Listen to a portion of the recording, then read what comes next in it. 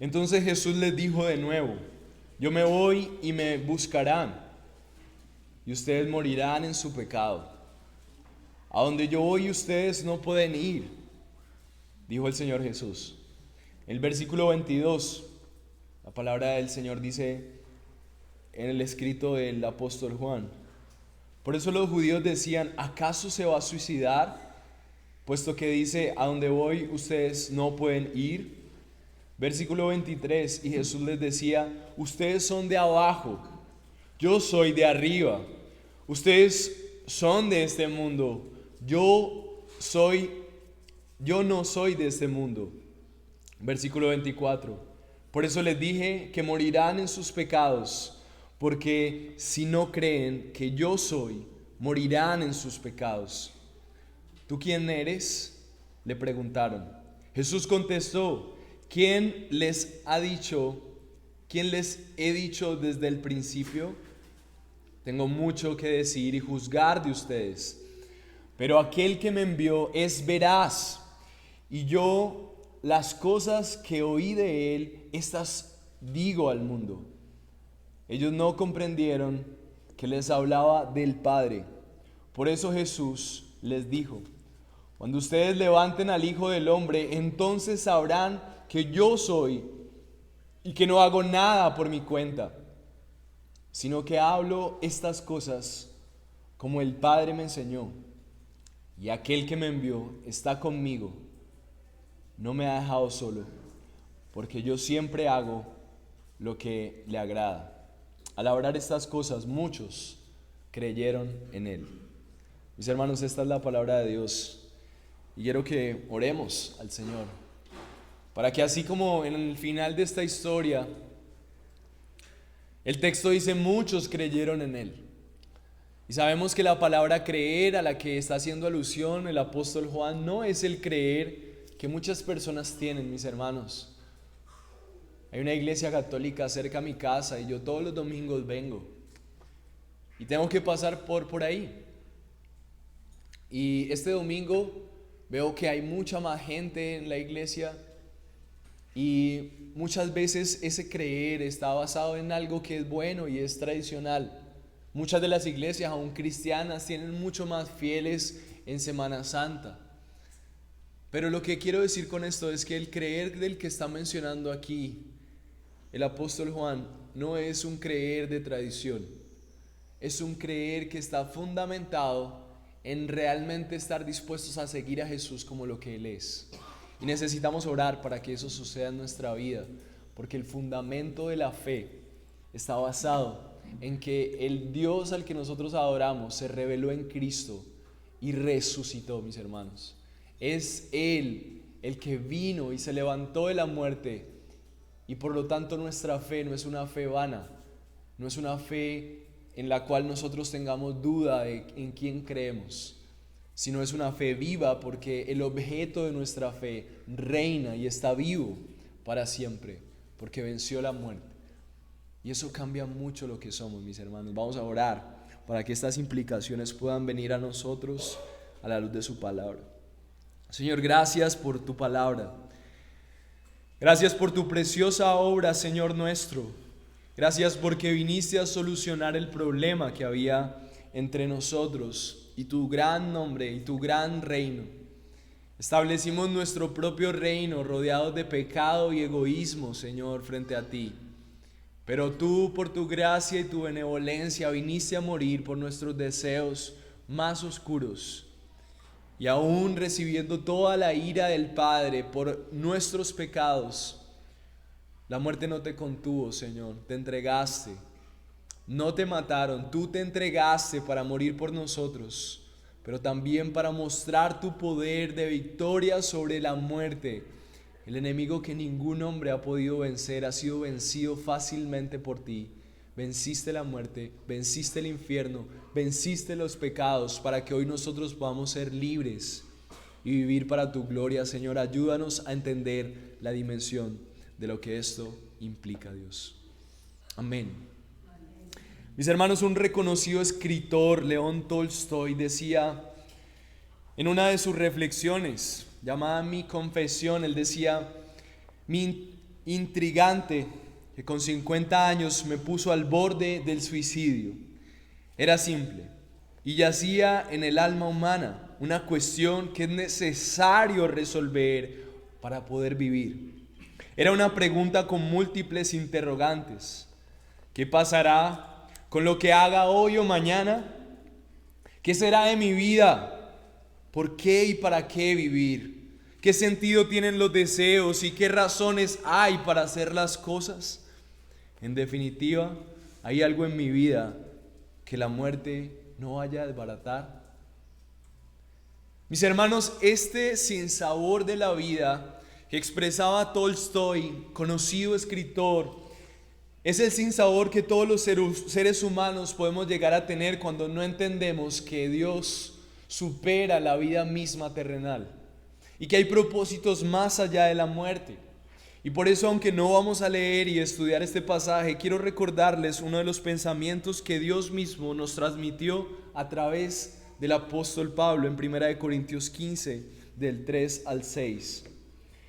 Dice la palabra del Señor: porque ante todo les transmití a ustedes lo que yo mismo recibí de Cristo, que Cristo murió por nuestros pecados según las Escrituras, que fue sepultado, que resucitó al tercer día según las Escrituras, y que se apareció a Cefas, y luego a los 12, y después se apareció a más de 500 hermanos a la vez, la mayoría de los cuales vive todavía, aunque algunos han muerto. Mis hermanos, una de las razones por las cuales Cristo no puede ser devaluado y la fe en nuestro precioso Salvador no puede ser atacada para llevarla hasta el exterminio es por la dimensión del testimonio de su resurrección. Los primeros informes de su resurrección, según Tim Keller en Es razonable creer a Dios, tuvieron que ser electrizantes, transformadores, ya que tuvieron un impacto mayor que el de cualquier otro episodio de la vida de Jesús. Mis hermanos, no importa cuán grande haya sido el milagro, lo asombroso de la predicación de Jesús, como quien no tuviera comparación en su autoridad, la resurrección de Jesús es el episodio más electrizante de la vida de Jesús. Su resurrección. Wright, un famoso escritor, insiste que el sepulcro vacío y los encuentros de Jesús con las distintas personas son más históricamente ciertos cuando nos damos cuenta de hasta qué punto se complementan. Si tan solo hubiera noticia de la tumba vacía sin testimonios personales acerca de Jesús resucitado, difícilmente se habría llegado a la conclusión de su resurrección.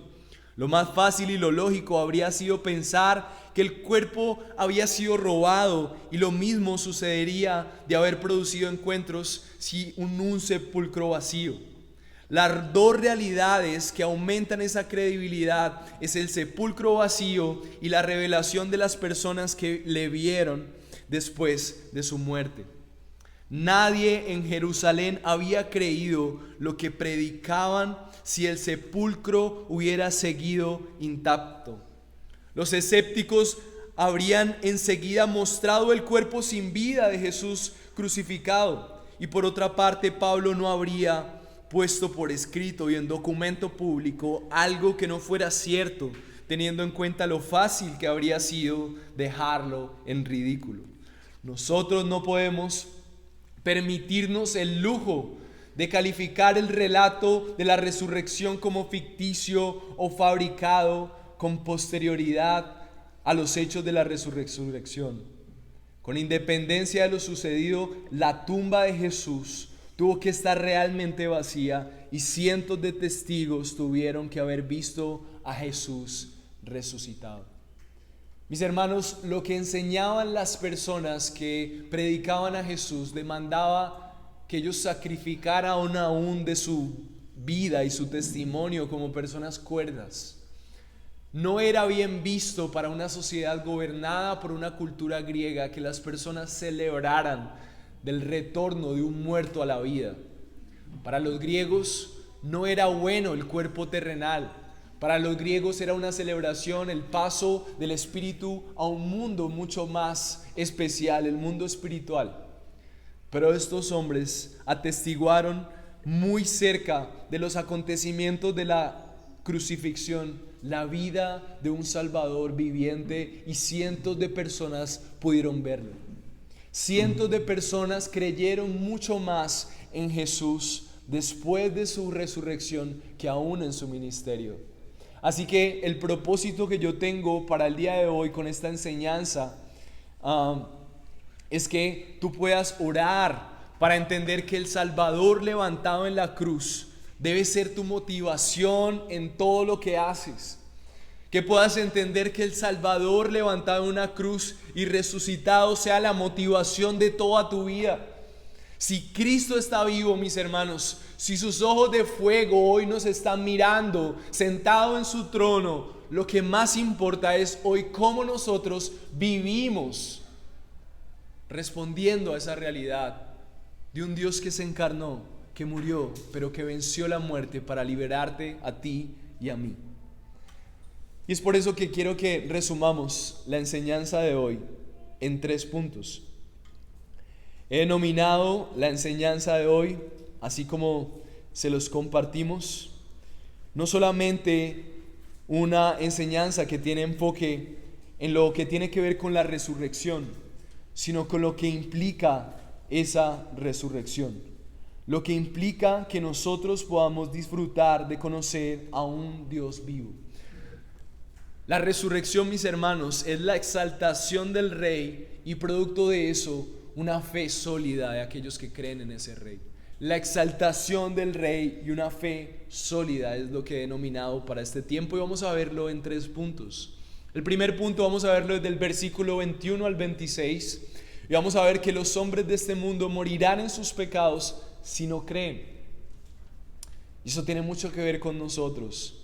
El segundo punto es del versículo 27 al 28. Necesitas entender que el Hijo del Hombre fue levantado para que creas de verdad.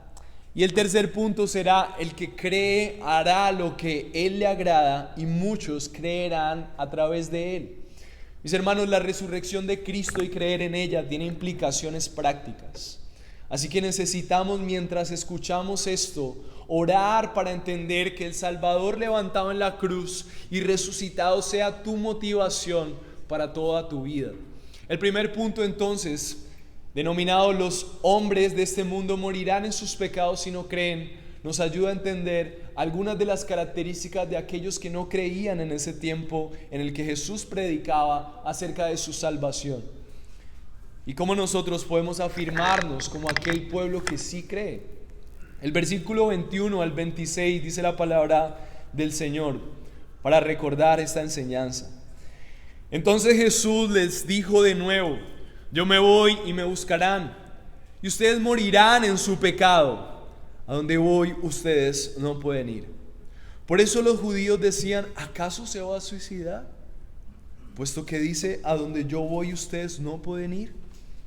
Y Jesús les decía: ustedes son de abajo, yo soy de arriba. Ustedes son de este mundo, yo no soy de este mundo.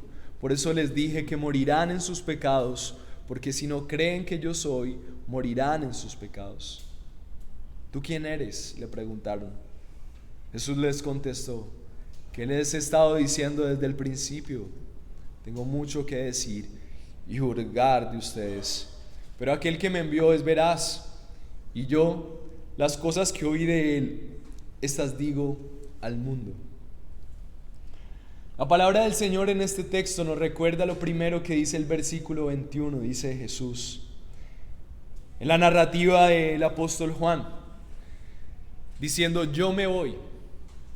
Es muy importante para todos los creyentes entender que cuando Dios se encarna temporalmente. Y lo que está apuntando el apóstol Juan cuando tiene el propósito de engrandecer la deidad de Cristo, ese es el propósito de Juan, para nutrir la fe de los creyentes, es que todos los creyentes puedan entender que el ministerio de Jesús es un ministerio temporal. Y es temporal porque Jesús está apuntando a morir. El propósito de la vida de Jesús es ir a morir. El propósito de la vida de Jesús es morir por tus pecados. El propósito de la vida de Jesús es que sea crucificado tal cual fue profetizado. El propósito de la vida de Jesús es resucitar para afirmar la fe de los creyentes. El propósito de la vida de Jesús es que sus creyentes le vieran ascender al cielo y que ellos estuvieran firmes en quién creían.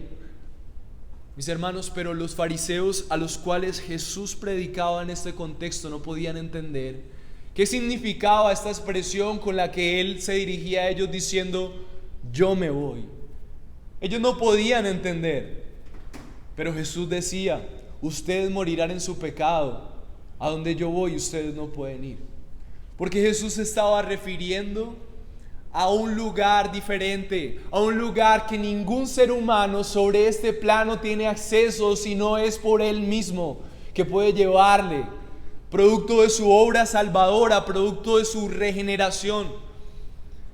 Y Él empieza a ejecutar un juicio sobre ellos incrédulos que despreciaban su reino, despreciaban su carácter. Así que Jesús está manifestando unas características de aquellos que morirán en sus pecados. Lo primero que vemos en estos versículos es que Jesús determinaba de ellos que ellos morirán en sus pecados. Esa expresión morirán en el idioma original lo que quiere decir es destruir, dar muerte, matar. El pecado, mis hermanos, tiene como característica que da muerte. Mis hermanos, lo que está diciendo Jesús es que estas personas están gobernadas por un pecado que les mata. Y esto no es porque ellos fueran solamente a morir físicamente, sino que todos sabemos, como lo hemos expuesto en esta iglesia, es que esa primera característica de aquellos que no creen en Jesús es que están muertos en sus pecados. El pecado nubla la capacidad de ver a Jesús como tu Salvador y como tu Señor. Muy bien lo explica el Salmo 37, versículo 20: pero los impíos perecerán y los enemigos del Señor serán como la hermosura de los prados. Desaparecen, se desvanecen como el humo. Mis hermanos, el Dios que es atemporal ve este paso de la vida como un abrir y cerrar de ojos. Como la hierba, como la flor que un día florece y al otro día se marchita, como el humo que en un segundo lo ves y en otro segundo se disipa.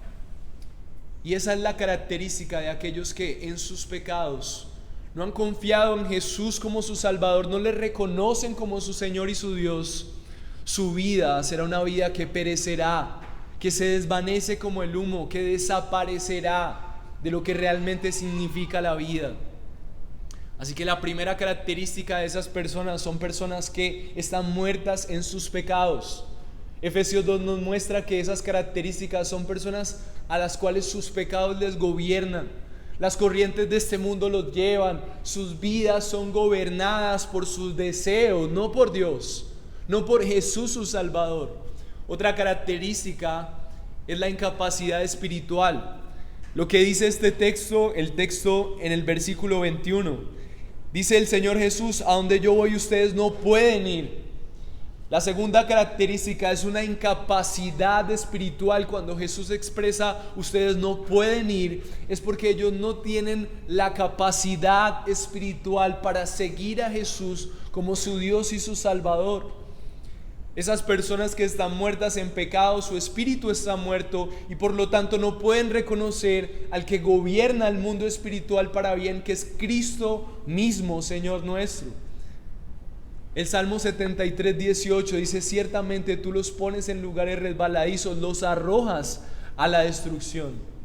Aquellos que no han confiado en Jesús, aquellos que no deciden reconocerle a Él como su Señor, aquellos que siguen jugando a la religiosidad, aquellos que siguen mencionando que creen en Dios, pero sus vidas muestran lo contrario, ciertamente Dios mismo los pondrá en lugares resbaladizos y terminarán en el abismo en la eternidad. ¿Por qué Jesús hablaría en su ministerio de regresar? ¿Por qué Jesús hablaría en su ministerio de que ascendería? Jesús estaba conectando la predicación del Evangelio no solamente con una vida pacífica y llena de prosperidad en la tierra.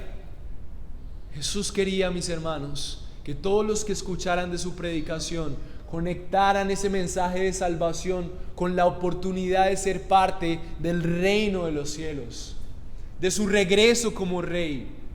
Sam Waldron, en su libro ¿Cómo deberíamos adorar?, nos recuerda que no solamente nosotros a causa de nuestro pecado éramos hostiles hacia Dios, sino lo que es aún más importante, Dios está alejado y es hostil hacia nosotros a causa de nuestro pecado. Es esa hostilidad que es fundamental. Solo un poder divino, uno que proviene de su parte, puede cambiar esa realidad. Mis hermanos, Jesús estaba tratando de revertir la hostilidad de estos hombres hacia Dios. Dios estaba revirtiendo factualmente la hostilidad de Dios hacia los pecadores cuando Él vino a predicarles acerca del arrepentimiento. Y otra característica que vemos en el versículo 22, por eso los judíos decían: ¿acaso se va a suicidar? Puesto que dice: a donde yo voy ustedes no pueden ir, lo cual expresa total incomprensión de lo que Jesús estaba exponiendo a ellos. Y la razón por la cual ellos eran totalmente diferentes a esa predicación de Jesús es porque, como tercera característica de aquellos que están muertos en pecado, ellos tenían una afinidad con este mundo terrenal. La confusión y la pregunta que ellos se hacían acerca de si tal vez Jesús se iba a suicidar era porque su mente estaba tan entenebrecida, ellos eran tan afines al mundo que no podían ver que Dios estaba enviando a su Hijo para reconciliarse con ellos. El versículo 23 dice: y Jesús les decía: ustedes son de abajo, yo soy de arriba, ustedes son de este mundo, yo no soy de este mundo. Jesús estaba explicando, mis hermanos, la palabra clave en este versículo es la palabra son. Esta palabra es como una forma en la que el texto está mostrando cómo la comparación de la procedencia es coherente con las características del cual procede ese lugar. Lo que quiere decir es que cuando el Señor Jesús dice: ustedes son de abajo, Él está diciendo que estos fariseos, estos religiosos a los cuales Él estaba predicando, sus vidas eran coherentes con este plano terrenal. Cuando la palabra de Dios dice de abajo, se está refiriendo a un sistema del mundo, a un sistema que no tiene coherencia con el reino de los cielos que está arriba.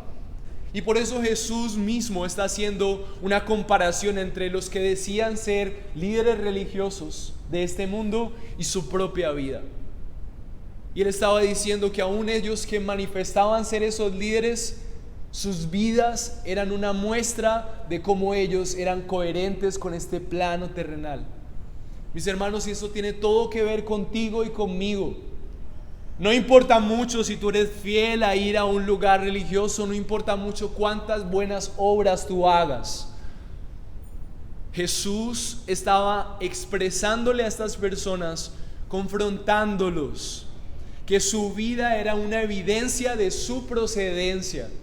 La forma en la que ellos vivían era una manifestación de dónde ellos procedían. Su forma de pensar y de actuar era coherente a los estándares de un sistema que no era coherente al rey.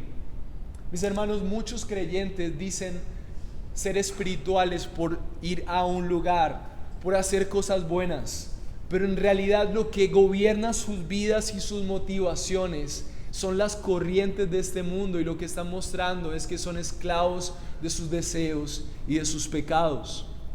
Y por eso Jesús en ese momento les condena. Como el único juez que puede condenar, por esto les dije, morirán en sus pecados, versículo 24, porque si no creen que yo soy, morirán en sus pecados. Jesús está expresando nuevamente, por eso les dije, morirán en sus pecados. Él les está advirtiendo, si ustedes siguen creyendo que se trata de religiosidad, si ustedes siguen creyendo que se trata de decir que creen en Dios porque fue un personaje histórico, pero sus vidas no manifiestan la coherencia al Rey de Reyes, al reino de los cielos, entonces ustedes morirán en sus pecados. El mensaje y la predicación de Jesús es un mensaje claro hacia aquellos que dicen creer, pero sus vidas niegan lo contrario.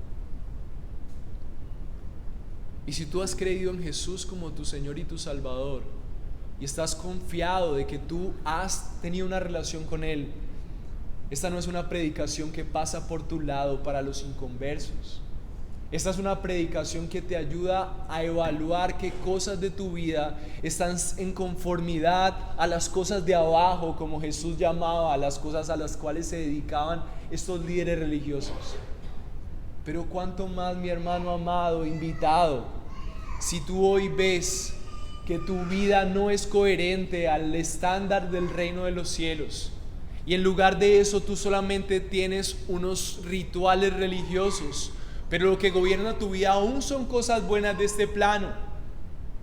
Mi hermano, puede que tus motivaciones sean que tu familia esté mejor económicamente, puede ser que tus motivaciones sean que tus hijos estén mejor, puede ser que tus motivaciones en la vida sea escalar en tu carrera profesional, puede ser que tus motivaciones en la vida sea dejar tus pecados pasados.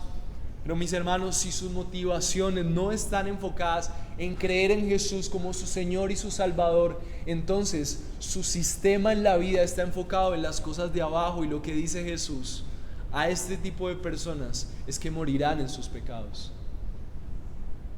Y lo que está refiriéndose Jesús con eso es que estarán condenados, y muchas veces no por ser la persona más terrible, sino porque han enfocado mal su fe y han confiado en sus propios pecados y sus propios deseos.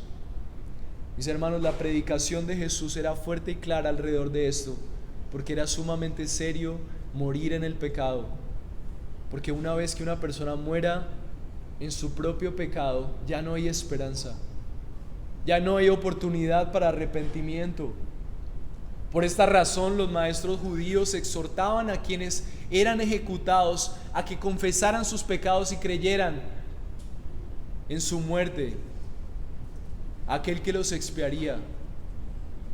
Había una tradición de aquel, aún el condenado, tuviera la oportunidad de confesar y decir sus últimas palabras, porque había temor y reverencia aún en los juicios de que un alma muriera sin reconocer debidamente el arrepentimiento.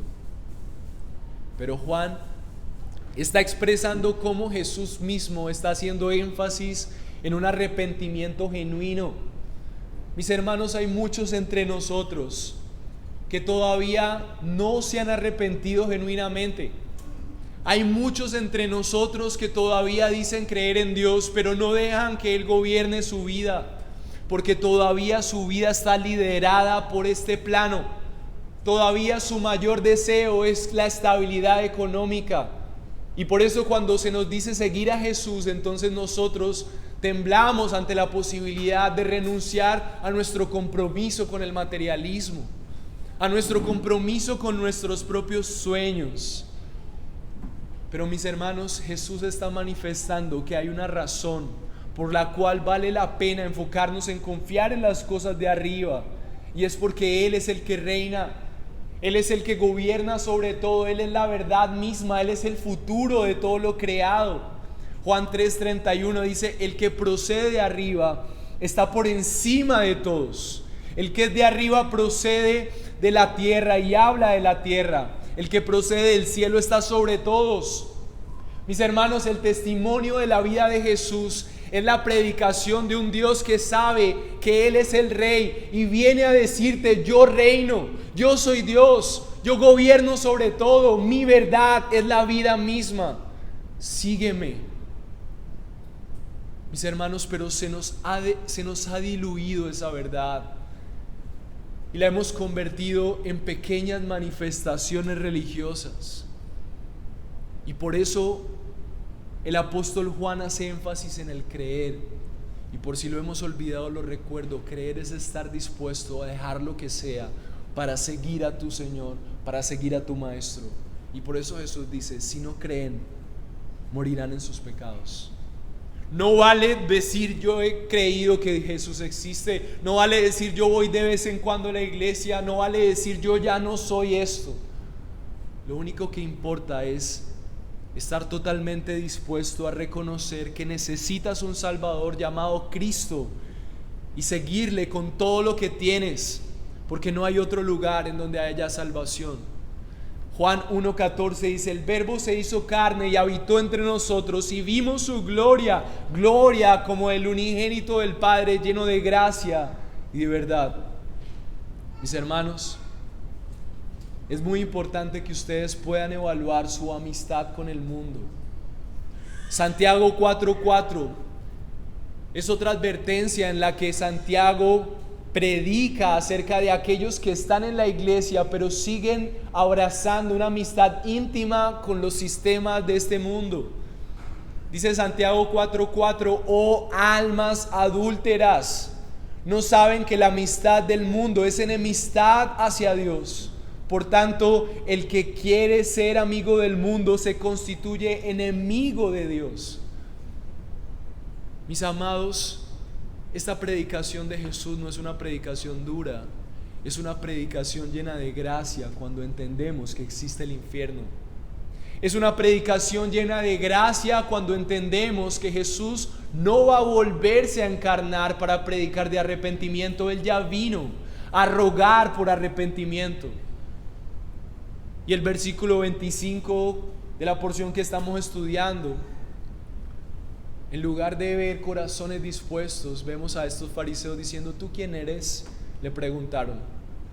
Es el total desafío a Dios mismo predicando acerca de arrepentimiento. Jesús les contestó: ¿qué les he estado diciendo desde el principio? Tengo mucho que decir y juzgar de ustedes, pero aquel que me envió es veraz, y yo las cosas que oí de él, estas cosas digo al mundo. Mis hermanos, lo que está diciendo Jesús es que la predicación de Jesús es la manifestación de la veracidad de Dios mismo para mostrar en descubierto la realidad de quién le cree y quién no. Los fariseos, por más de que tenían estructuras religiosas, no podían esconder su falsa religión. Mi hermano amado, ora para que puedas entender que el Salvador levantado en la cruz y resucitado debe ser la motivación de toda tu vida. Si tú pudieras ver tu vida a la luz de la palabra de Dios, así como estándares que nos propone 1 Timoteo 3, tú podrías ser, por ejemplo, un hombre que gobierna bien su casa, un hombre que administra bien sus recursos, que sus hijos están sujetos con toda dignidad a él. Tú eres una persona que se mantiene firme en las enseñanzas de las Escrituras. Tienes una buena reputación aún con los de afuera de la iglesia. Tu palabra es una palabra digna de una sola palabra. Eres un hombre que no es amante de ganancias deshonestas, sino que ha guardado el ministerio de la fe con limpia conciencia. Tu fe ha sido sometida a prueba por la iglesia. Tu testimonio es irreprensible. Las mujeres son dignas, son honrosas, no mujeres calumniadoras, sino mujeres sobrias, fieles también en todo. Mis hermanos, estos estándares no son estándares para pastores. Estos estándares son estándares para todo creyente, pero el cristianismo ha estado tan diluido que no importa si Cristo vino. Cualquier persona con un estándar medio aceptable de moral podría compararse con lo mejor de los cristianos. Mis hermanos, eso no debe ser. Eso solamente es la muestra de una iglesia que todavía no ha creído realmente en Jesús. Tenemos crisis de hombres. Los hombres no gobiernan su hogar. Los hombres no sostienen el hogar. En lugar de tener hombres, muchas veces tenemos niños grandes con diferentes juguetes que no pueden sostener una agenda. que no pueden llegar temprano a sus reuniones porque no entienden la dimensión de quién les ha llamado. Y por eso las mujeres se tienen que convertir en líderes de las sociedades. Tenemos crisis en las iglesias, tenemos crisis en nuestras casas, porque no hay hombres y mujeres de valor que sigan a Cristo, entendiendo que Cristo vino para que muriéramos a nuestra propia manera de vivir. Es preocupante, mis hermanos. Así que, ¿cuál es nuestra esperanza? ¿De dónde nosotros podemos sacar la esperanza para ser esas personas que pueden creer en que a pesar de sí mismos pueden seguir a Dios con fidelidad y ser ese pueblo digno de honra porque Cristo les establece? El segundo punto que quiero que veamos hoy es que necesitas entender que el Hijo del Hombre fue levantado para que creas de verdad. Mis hermanos, Dios no vino y se encarnó y soportó la cruz, el padecimiento, para que tú vivas de la manera en la que te parece. Eso deshonra su muerte. El versículo 27 y 28 nos lo recuerda. Ellos no comprendieron que les hablaba del Padre. El versículo 28, por eso Jesús les dijo: cuando ustedes levanten al Hijo del Hombre, entonces sabrán que yo soy y que no hago nada por mi cuenta, sino que hablo estas cosas como el Padre me enseñó. Mis hermanos, ellos no comprendieron, pero Jesús apunta a una verdad importante. Jesús apunta a aquello que sería el resplandor de una humanidad que no comprende quién es Jesús. Mi hermano, ora, aférrate a una oración apasionada para que Dios te permita entender el Salvador levantado en la cruz y resucitado como tu única motivación para vivir. Jesús les dijo: cuando ustedes levanten al Hijo del Hombre, entonces sabrán que yo soy y que no hago nada por mi cuenta. La palabra en este texto, sabrán, es una palabra que nos hace alusión de un conocimiento experiencial, un entendimiento iluminado de lo que significa ese acontecimiento, de que Jesús es Dios yendo a una cruz en una muerte maldita para que tú seas libre de una vida dominada por tus pecados. Ora, mi hermano, para entender que el Salvador levantado en una cruz y crucificado debe ser la motivación en toda tu vida. El Evangelio, la muerte por crucifixión, es el primer paso de la exaltación de un Dios que viene a reinar sobre un pueblo que entiende que Él es un Dios lleno de gracia y misericordia. La resurrección es la victoria del Rey que viene a establecer su reino. Mis hermanos, la cruz no es una derrota de un Dios que fue muerto allí. La cruz es la celebración de su poder. Él tiene tanto poder sobre la muerte que confiado fue a la cruz para que tú hoy creas, para que tú hoy vivas como si Él estuviera vivo, como si Él estuviera reinando. Juan 10:17 dice: por eso el Padre me ama, porque yo doy mi vida para tomarla de nuevo. Mis hermanos, ¿quién puede entregar su vida hasta la muerte y tomarla de nuevo? ¿Quién puede gobernar sobre la muerte sino nuestro único y Salvador Jesucristo? La resurrección confirma la autoridad del ministerio de Jesús, incrementa la fe de los que habían sido llamados a creerle. Mi hermano, ora para que el Salvador levantado en una cruz y resucitado sea la motivación de toda tu vida. Mis hermanos, cuando Jesús resucita, se convierte en la motivación de aquellos que le seguían. Ese Salvador crucificado y resucitado se convierte en el poder, en la evangelización de la iglesia primitiva. La predicación de Pedro en Hechos 22 nos lo recuerda. Dice: varones israelitas, oigan estas palabras. Jesús Nazareno, aprobado por Dios entre nosotros, con las maravillas, prodigios y señales que Dios hizo entre nosotros por medio de Él. Como ustedes mismos lo saben, a este entregado por el determinado consejo y anticipado conocimiento de Dios, capturaste y mataste por manos de inicuos, crucificándoles, al cual Dios levantó, suelto los dolores de la muerte, por cuanto era imposible que fuere retenido por ella. Mis hermanos, los seguidores de Jesús, al recordar que Dios se había encarnado, había muerto por ellos, pero también resucitados, predicaban con pasión de que Jesús estaba vivo, que era Dios y que valía la pena vivir por Él, porque Dios es Él y se había revelado. Hechos 2:36 traía una implicación para aquellas personas. Hechos 2:36 dice: sepa pues ciertísimamente toda casa de Israel que a este Jesús, a quien ustedes crucificaron, Dios les ha hecho Señor y Cristo. Y al oír esto, se compungieron de corazón y dijeron a Pedro y a los otros apóstoles: varones hermanos, ¿qué haremos? Mis hermanos, entender que Dios ha tomado un cuerpo humano para morir y resucitar debe a nosotros arrugarnos el corazón para entender cómo nosotros podemos servir a tal dimensión de Rey que se hizo hombre para morir, y darte a ti la seguridad de que en quien has creído está vivo y reina para siempre. Todo lo que hagas, todo lo que vives, debe estar motivado de que este Rey en su trono te está viendo.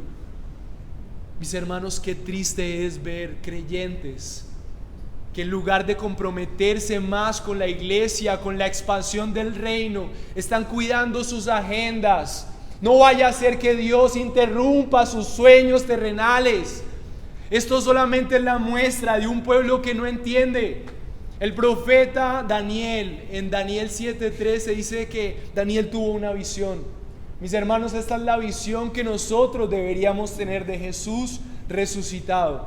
Daniel dice en el versículo 7: seguí mirando las visiones nocturnas, y en las nubes del cielo veía uno como hijo de hombre que se dirigió al anciano de días, y fue presentado delante de él, y le fue dado dominio, gloria y reino, para que todos los pueblos, naciones y lenguas le sirvieran. Su dominio es un dominio eterno que nunca pasará, y su reino uno que no será destruido. Mis hermanos, a quien servimos es al Rey, gobernante y Señor de todos los tiempos. Nuestra actitud hacia Él es de total sumisión, humillación, y nuestra pregunta debería ser como aquel público en Israel al ver que habían crucificado con sus propias manos al Dios viviente, compungiéndose de corazón: ¿qué haremos? ¿De qué manera puedo responder para servir a este Rey tan amado y lleno de gracia, que vino a derramar de su sangre para eliminar la enemistad entre nosotros y Él? ¿De qué manera yo podría servirle? ¿De qué manera yo podría rogarle a las personas que se reconcilien con Él? El universo se paralizó cuando el Rey del universo murió en esa cruz. Pero cuando el universo se dio cuenta de que el que estaba siendo crucificado era Dios mismo, entonces hubo celebración al saber que resucitaría. Sabrán que yo soy y que no hago nada por mi cuenta, fue la conclusión de Jesús. Cuando ustedes vean y entiendan y sepan el significado de que yo haya sido levantado en esa cruz y resucitado, entonces sabrán que yo soy. Mis hermanos, cuánto nos hace falta entender que Jesús es el yo soy, no hay nadie sobre Él. Él es el Rey de Reyes. Romanos 11:7 dice la palabra del Señor: entonces ¿qué? Aquello que Israel busca no lo ha alcanzado, pero los que fueron escogidos lo alcanzaron y los demás fueron endurecidos. Mis hermanos, que ustedes no sean de ese pueblo endurecido que no entiende la dimensión de quién les llama. Segunda de Corintios 4:3 nos muestra al apóstol Pablo predicando a la iglesia. Dice así la palabra del Señor: y si todavía nuestro evangelio está velado para los que se pierden, está velado. Mis hermanos, cuando el evangelio es revelado, cuando la historia de Dios hecho hombre y resucitado para reinar es real para ti, tú vives en conformidad a eso. Y si tu vida no es perfecta, y si tu vida no es tan hermosa para mostrarle al mundo con orgullo tu testimonio, entonces tu arrepentimiento sí lo será. Entonces tu corazón compungido por querer agradar a ese Dios que se hizo hombre y resucitó, será la muestra de tu conocimiento de Él. Cristo fue levantado como la señal de que Él es el Mesías. Y dos cosas debes saber: Él es el Mesías prometido, pero asimismo ese Mesías produce sanidad y libertad. La resurrección de Cristo es la muestra de que Jesús era el Mesías prometido, pero la resurrección de Cristo es la muestra de que si Él venció la muerte, puede vencer tu pecado, puede vencer tu pereza, puede vencer tu tentación, y Él reina en tu vida si crees en Él, y por lo tanto tú debes ser libre, debes vivir para Él, debes servirle. Así que, mi hermano, debes cuidarte de la negligencia y de la comodidad. Hebreos 2:1 dice: por tanto debemos prestar mucha mayor atención a lo que hemos oído, no sea que nos desviemos, porque si la palabra hablada por medio de ángeles resultó ser inmutable, y toda transgresión y desobediencia recibió una justa retribución, ¿cómo escaparemos nosotros si descuidamos una salvación tan grande, la cual después de que fue anunciada primeramente por medio del Señor, no fue confirmada por los que la oyeron? Mis hermanos, no estamos viviendo la evidencia de una fábula. Estamos viviendo la evidencia del Dios viviente que murió, resucitó. Más de 500 personas fueron escritas aquí que le vieron, y más de miles de personas escribieron acerca de su vida. Debes saberlo, pero también debes creerlo y debes vivirlo.